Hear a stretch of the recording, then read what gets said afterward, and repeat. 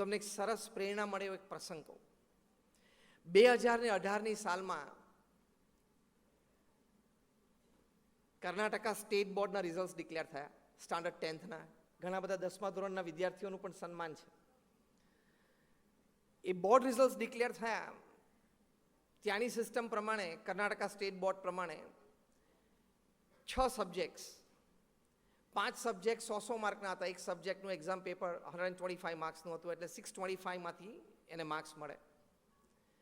એમાં જે પ્રથમ વિદ્યાર્થી આવ્યો 8 લાખ વિદ્યાર્થીઓમાંથી, એ વિદ્યાર્થીનું નામ મોહમ્મદ કૈફ. એણે 625માંથી 624 માર્ક્સ સ્કોર કર્યા. તમને બધાને આ વાત સાંભળીને આનંદ થયો. મોહમ્મદ કૈફને આનંદ ન થયો. He did not touch his answer sheet, mark sheet. કે this is not my marks. મારું નામ જો માર્કશીટ ઉપર લખેલું હોય તો it should be 625 out of 625. Check my papers again. શું કોન્ફિડન્સ લેવલ હશે, કેટલો પુરુષાર્થ સદમતીથી કર્યો હશે. ત્યારે આત્મવિશ્વાસ આવે કે if it is my name on the mark sheet, it should be 625 on 625. 624 નહીં ચાલે. I reject my mark sheet. શું કોન્ફિડન્સ કહેવાય છોકરાનો. તમે વાંચજો, આ ગૂગલ ઉપર તમને આખો પ્રસંગ વાંચવા મળશે. માર્કશીટ એટલે એના આન્સર શીટ્સ બધા સબ્જેક્ટની ચેક થઈ. 3 સુપરવાઇઝર એટલે કે 3 એક્ઝામિનર્સની કમિટી રીફોર્મ થઈ, 3 જુદા ઇન્સ્ટિટ્યૂટના. અને આ છોકરાના માર્કશીટ્સ ચેક થઈ. બાકીની 4-5 તો ચેક કરવાની જ નહોતી ને, 100માંથી 100 વાળી તો એક જ ચેક કરવાની હતી.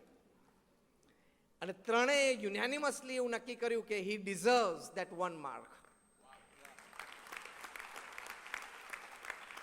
અને નવી માર્કશીટ બની. અને મોહમ્મદ કૈફે વિદ્યાર્થીએ 625 on 625 એમને મળ્યા.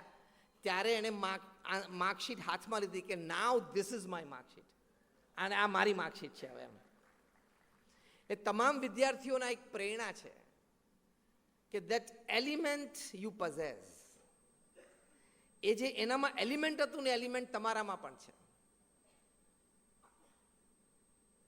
એ તમારે ખાલી જાગૃત કરવાનું છે. તો તમે પણ, કારણ કે સ્વામી વિવેકાનંદ કહેતા each and every soul is potentially divine. આપણામાં એ ડિવિનિટી છે, એટલે તમે પણ આ જાગૃત કરી શકો ને કક્ષા સુધી પહોંચી શકો છો. એટલે એક્સિલન્સ માટે હંમેશા પ્રયત્ન કરવાનો. Perfection is not excellence is. Right or wrong? Perfection કામ પોસિબલ નથી, પણ એક્સિલન્સ તો છે જ. એક બીજો સરસ પ્રસંગ કહું. અમારા સંપ્રદાયના એક સદગુરુ સંત છે પૂજ્ય કોઠારી સ્વામી. Today is 88. એ જ્યારે ભણતા હતા ત્યારે એમને 1960ની સાલમાં મુંબઈથી VJTIમાંથી એન્જિનિયરિંગ કરેલું. 1960માં VJTI બોમ્બે.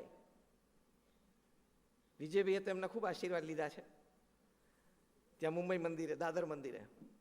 એ ભણતા હતા ત્યારે એમને 1960માં એ વખતે મેથેમેટિક્સ, મેથ્સ 1, મેથ્સ 2 એ બંને થઈને 300 માર્કનું પેપર હતું અને જોઈન્ટ માર્ક્સ ડિક્લેર થતા હતા.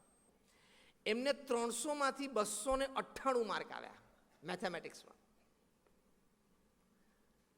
આપણને આનંદ થાય કે નહીં કે 300માંથી મને 298 માર્ક્સ મેથેમેટિક્સમાં આવ્યા. એમને પોતાના આંખમાં આંસુ આવી ગયા કે મેં 2 માર્ક્સ ખોયા ક્યાં. અને એમની એક બીજી વિશેષતા કહું જે તમે કોઈ વિદ્યાર્થીના જીવનમાં નહીં જોયું હોય. વિદ્યાર્થીઓ બેઠા છે, એમના માતા પિતા અને શિક્ષકો પણ બેઠા છે, અને સંસ્થાના વડીલો પણ બેઠા છે. અમારા પૂજ્ય કોઠારી સ્વામીના જીવનની એક વિશેષતા, એક વિદ્યાર્થી તરીકે હું કહીશ તો તમને અતિ આશ્ચર્ય લાગશે. અને આઈ ચેલેન્જ એન્ડ ગેરંટી ટુડે કે તમારામાંથી કોઈએ પણ આવા કોઈ વિદ્યાર્થીઓને ક્યારેય જોયા નહીં હોય. એ પ્રસંગ એ છે કે અમારા પૂજ્ય કોઠારી ભક્તિપ્રિય સ્વામી એ આન્સર લખવા માટે બેસે ત્યારે ક્વેશ્ચન પેપરમાં આપણે હોય ને કે 5 પ્રશ્ન પૂછ્યા હોય અને એમાંથી ઘણી વખત કેવું હોય કે આન્સર એની 3 હોય ને. એવું ઘણા ઓપ્શન હોય છે. એવી રીતે એક સેક્શન એવું પણ હોય કે 5 પ્રશ્નો તમને પૂછ્યા છે, આન્સર એની 3. અમારા કોઠારી સ્વામી 5 પ્રશ્નોના ઉત્તર લખીને નીચે લખે ચેક એની 3.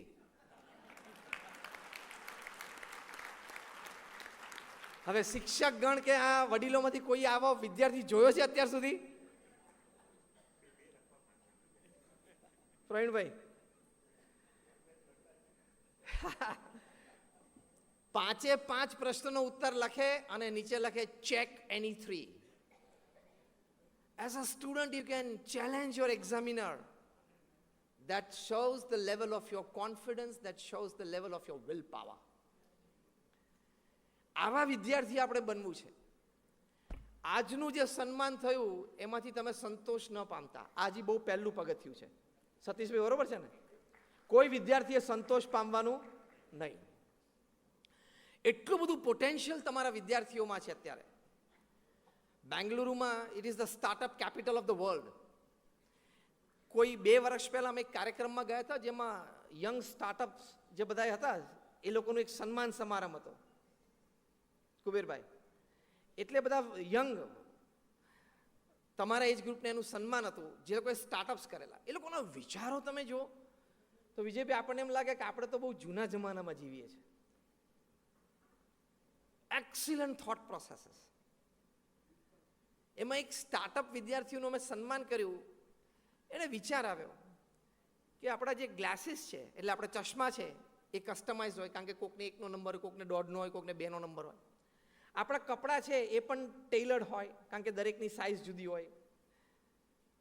તો ચશ્મા, કપડાં એ બંને કસ્ટમાઇઝ અને ટેલર્ડ હોય તો બૂટ કેમ સ્ટાન્ડર્ડ સાઇઝના આવે છે? 6 પછી સીધો 7 નંબર, 7 નંબર પછી સીધો 8 નંબર. કેમ કોઈને 6.25 ને 6.5નો કે 7.25 કે 7.5નો પગ ના હોય? જો આ વિચાર. So go beyond your textbooks. Go beyond your routines. Go beyond your routine academics. આવા વિચારો તમે કરો. એના વિદ્યાર્થીએ વિચાર કર્યો, પછી એને સાયન્ટિફિક રિસર્ચ કરી કે કોઈને 7.25 કે 7.5નો પગ હોય અને તમે એને કાં તો 7ના પહેરાવી દો કાં તો 8ના પહેરાવી દો. એક્યુપ્રેશરના બધા પોઈન્ટ્સ ફીટમાં છે. તમે એને 7નું પહેરાવો એટલે કદાચ એકવાર ચલાવી લે પણ થોડું પ્રેશર વધારે રહે તો એનો પગ દબાતો રહે. એને લીધે કદાચ 25-40 વર્ષ પછી પણ એને બેક પ્રોબ્લેમ, નેક પ્રોબ્લેમ આવવાની શક્યતા છે. આવું ઘણું બધું એને રિસર્ચ કર્યું અને એ presented is research. Venture capitalist પાસે આ પ્રોજેક્ટ મૂક્યો, પ્રાઇવેટ ઇક્વિટીમાં પ્રોજેક્ટ મૂક્યો. જ્યારે એનું સન્માન થયું ત્યારે 2 જણા આગળ આવેલા હતા ઓલરેડી એ સન્માનના 1.5 મહિના પહેલા. અને this 22-year-old boy, he received funds of $150 million.